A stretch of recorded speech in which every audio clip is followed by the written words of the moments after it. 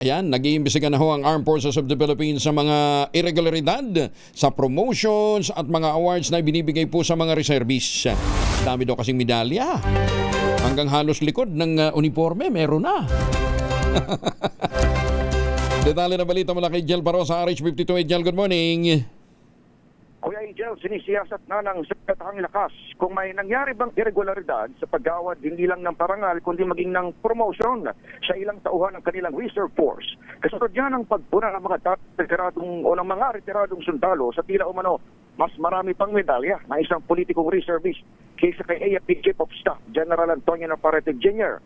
Partikular itong nasita ng mga netizens sa Brigadier General na Air Force Reservist at dating Congressman na si Michael Romero.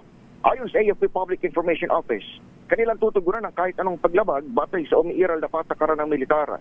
Naura na nagsagawa ng review ng mga pulisiyang hukbong pangipapawid ay giniit na may tamang dokumentasyon dapat ang bawat awarded badges na ibinibigay sa miyembro ng Philippine Air Force. Ako si Daniel Parrosa, nag-uulat para sa DZRH. Una sa Pilipinas, una sa Pilipino. Maraming salamat, Jel.